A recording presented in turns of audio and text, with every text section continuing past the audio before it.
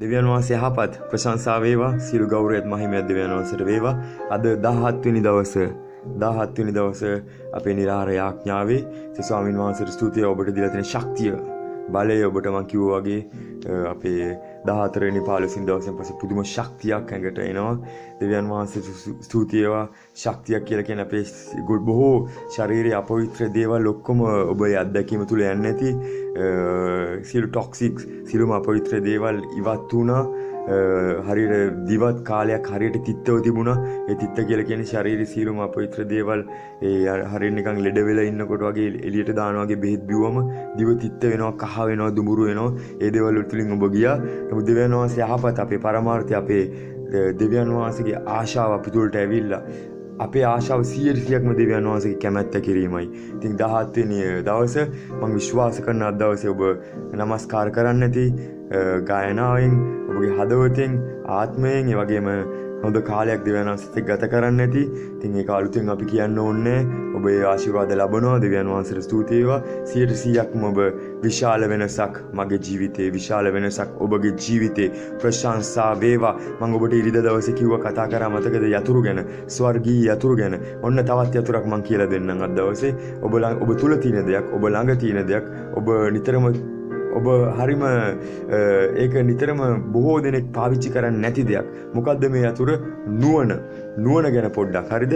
නුවණ. ඉතින් මේක ස්වාමීන් වහන්සේ දීලා දෙයක්. මේක විද්‍යාඥයන්ට තේරෙන්නේ නැති දෙයක්. අන්තිමට ඒගොල්ලොත් තාම 100%ක් හොයාගන්න බෑ. මේක සුද්ධාත්මයන් වහන්සේට අයිති දෙයක්. ප්‍රශංසා වේවා. දෙවියන් වහන්සේ යහපත්. හරිද? ඉතින් නුවණ ගැන කතා කරනකොට, ප්‍රඥාව ගැන කතා කරනකොට ඔබට මතක් වෙනවා කවුද එකපාරටම ඩේවිඩ්ගේ පුතා සැලොමොන්. හරිද? සැලොමොන් මතක් වෙනවා. හරිද? එතකොට 1 ලේකම් 22:12 1 ලේකම් 22:12 එසේය නුඹේ දෙවිවරු ස්වාමින් වහන්සේගේ ව්‍යවස්ථාව ආරක්ෂා කරන පිණිස නුඹට නුවණත් බුද්ධියක් දී ඊශ්‍රායල් ගැන බාරයක් නුඹට දෙනවා ඇත. හාලෙලූයා. මොකටද ස්වාමින් වහන්සේගේ මොකටද අපිට බුද්ධියත් මොකද සමාවෙන්න මොකටද ඩේවිඩ් කියන්නේ නුවණත් බුද්ධියත් ලැබෙනවා කියලා? මොකටද? දෙවියන් වහන්සේගේ ව්‍යවස්ථාව ආරක්ෂා කරන්න. ඉතින් අපිට බෑ දෙවියන් වහන්සේ විසින්ම, ශුද්ධාත්මයන් විසින්ම අපිට නුවණ, හරිද? දැනුම, දැනගැන්ම, හාලෙලූයා දුන්න නැත්තම් අපි දුන්න දේ අපි ගත්තේ නැත්තම්, ශුද්ධාත්මයන් වහන්සේ දුන්න දේ අපි ගත්තේ නැත්තම් අපිට බෑ දෙවියන් වහන්සේගේ වචනය ආරක්ෂා කරන්න, වචන තුල පවතින්න. හාලෙලූයා. දෙවියන් වහන්සේ ඔබට උපකාර කරන සේක්වා. මේ උපවාසය තුල ශුද්ධාත්මයන් වහන්සේ දුන්න ගැඹුරු, ඒ බලවත්, ඒ රහස්, ඒ නුවණ, හාලෙලූයා ඔබට දීලා තියෙන දේ ඔබට පාවිච්චි කරන්න ශුද්ධාත්මයන් වහන්සේ උපකාර කරනවා. හැබැයි මගේ සහෝදරය සහෝදරිය මේක ඔබ විසින් භාවිතා කළ යුතු දෙයක්. මේක ආයුධයක්. හරියට නිකන් යුද්ධයට යනකොට ඔබ ආයුධ වලින් සැරසිලා ඉන්නවා. ඔබගේ යුතුයකම තමයි ආයුධ භාවිතා කරලා ඔබගේ සතුරගෙන් ජය ගන්න එක. හරිද? ඒ සෝල්ජර් කෙනෙක් වගේ හරියට නිකන්. දෙවියන් වහන්සේට ස්තුති වේවා. මේ නුවණ ඔබ තුල තියෙනවා. ප්‍රශංසා වේවා. ඉතින් මේ උපවාසය තුල ශුද්ධාත්මයන් වහන්සේ ලිදරව් කරනවා. මොකක් නිසාද? දෙවියන් වහන්සේගේ ආශාව ඔබ තුල ක්‍රියා කරන්න පටන් ගත්තන් පස්සේ, ඔබගේ ආශාව දෙවියන් වහන්සේ කෙරෙහි පමණක්ම දවසෙන් දවස වැඩි වෙන්න පටන් ගත්තන් පස්සේ මේ නුවණෙන් ඔබ ක්‍රියා කරන්න පටන් ගන්නවා. හරිද? ඉතින් මේක ඉක්මනට අපි බලමු.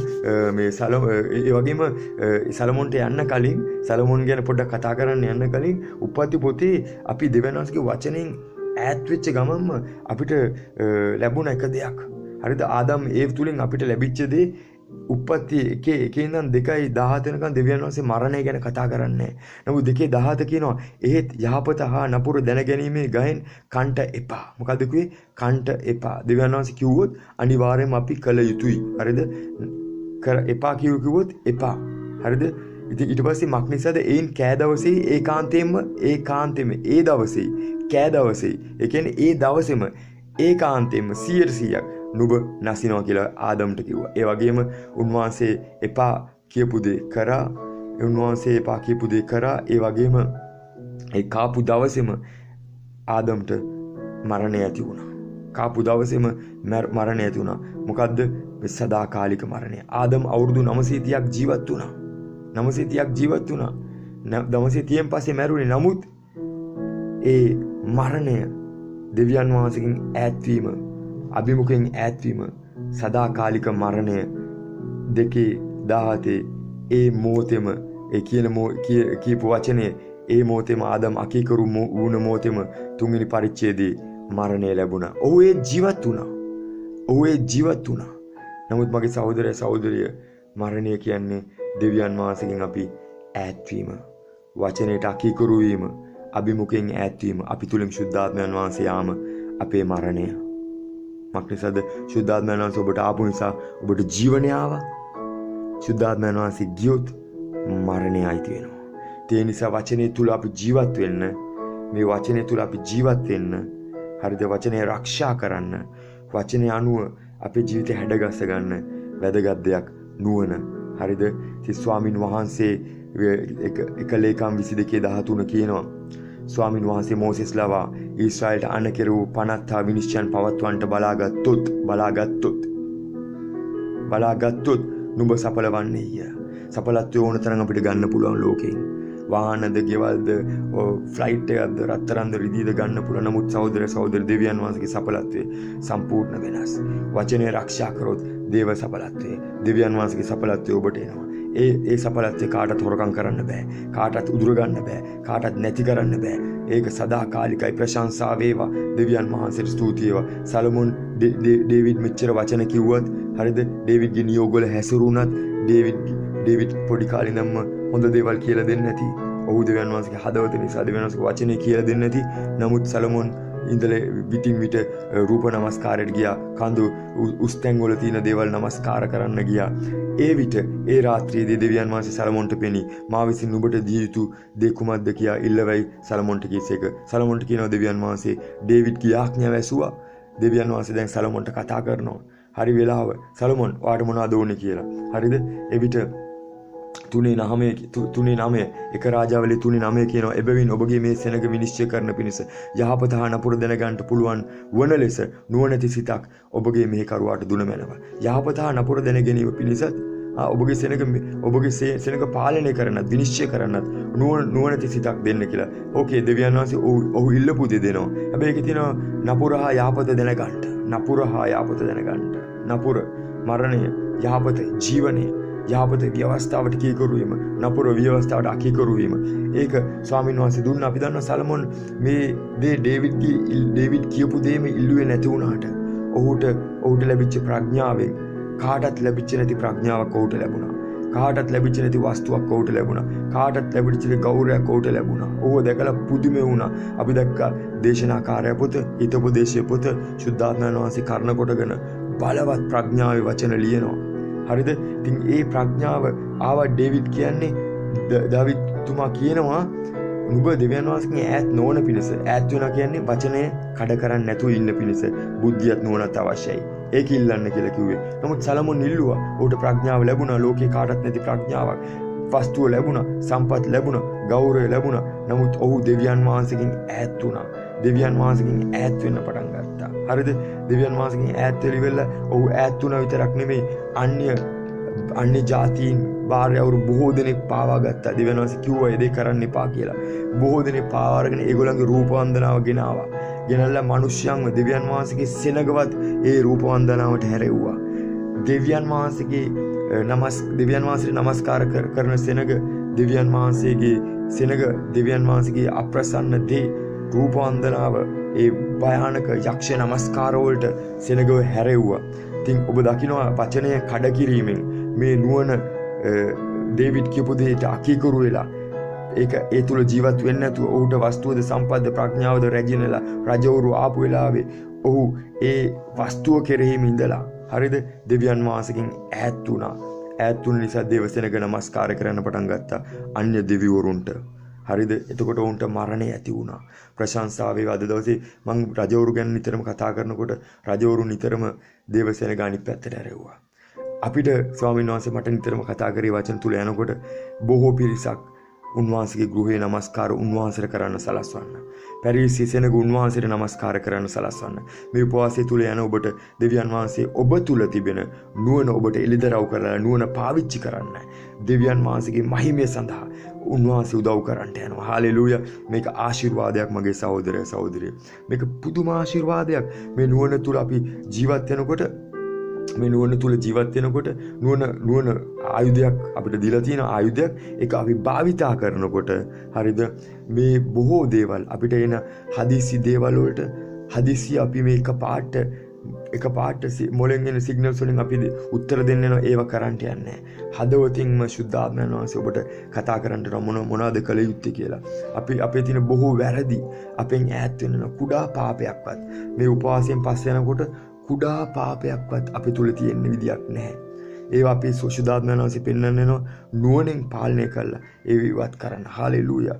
ඒ වගේම සියලුම දේවල් අකීකුරුකම, අවිශ්වාසවන්තකම, අයහපත්කම් කිරීම, ඒ වගේම නපුර, සොරකම, බොරුව, වෛශ්‍යකම, සියලුම රූපවන්දනාවල්, ඒ වගේම උන්වහන්සේ අදහන්න නැතුව ඉරිදට පමණක් එක දේවල් කරන සභාවේ තියෙන සියලුම අශුද්ධකම්, සියලුම දේවල් පහ වෙන්න යනවා. ඊටාම වැදගත් දෙයක්. නුඹලා ලෝකයේ ආලෝකය කිව්වා. මේ උපවාසී ඉන්න දරුවෝ හැම කෙනෙක්ම ලෝකයේ ආලෝකය, ඒ වගේම සභාවේ ආලෝකය වෙන්න යනවා. සභාව ආලෝකයක් වෙන්න යනවා. සභාව පැරිසියට ආලෝකයක් වෙන්න යනවා. ඉතින් අවසාන කිරීමට යේසුස් වහන්සේ කියනවා යෝහන් පොතේ පළවෙනි පරිච්ඡේදයේ පළවෙනි එකේ 4 සහ 5 උන්වහන්සේ තුල ජීවනය තිබුණා. දැන් උන්වහන්සේ ඔබ තුලින්ද ඔබ තුල ජීවනය තියෙනවා. ඒ ජීවනයේ මනුෂ්‍යයාගේ ආලෝකය වුණා.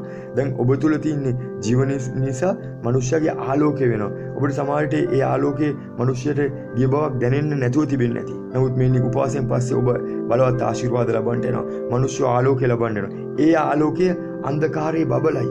ඒ ආලෝකයේ අන්ධකාරයේ බබලයි. අන්ධකාරයේ දේ ග්‍රහණය නොකරයි. ජීවනය තුල ආලෝකය. මොකද්ද?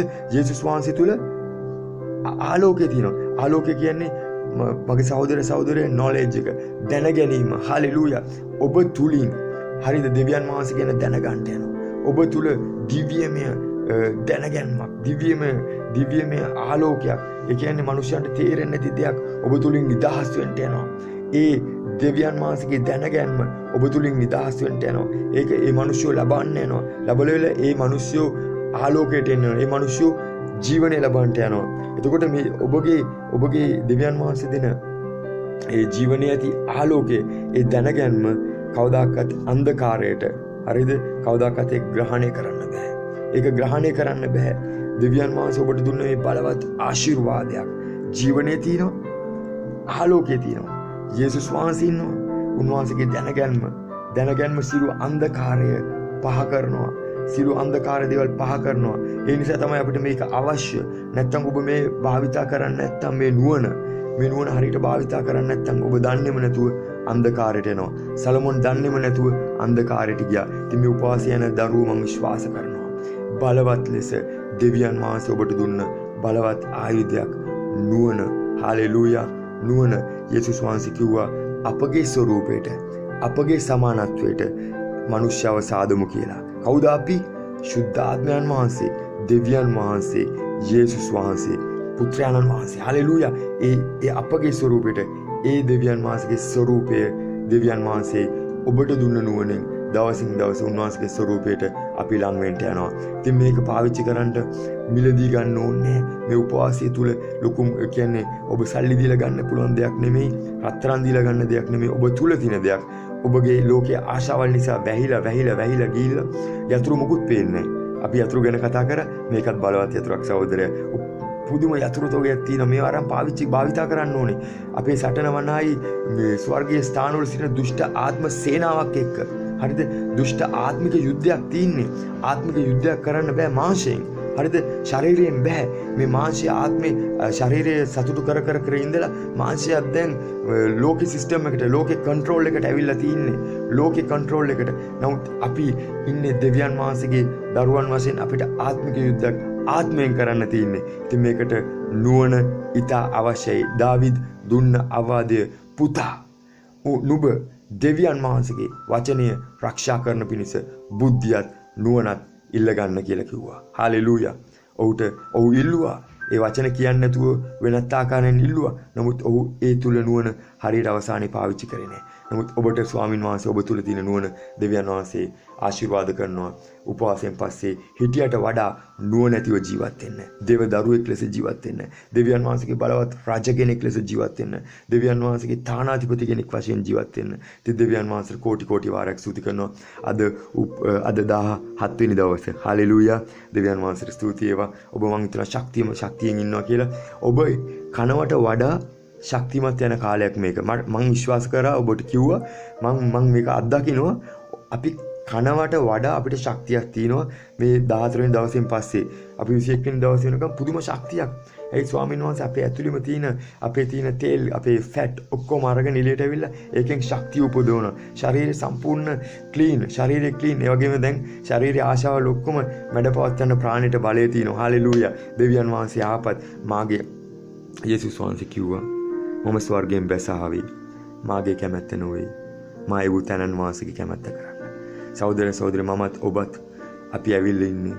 අපි මේ උන්වහන්සේගේ මේ ලෝකයේ නැමැති ඩිපාර්ට්මන්ට් එකට ඇවිල්ලා තින්නේ.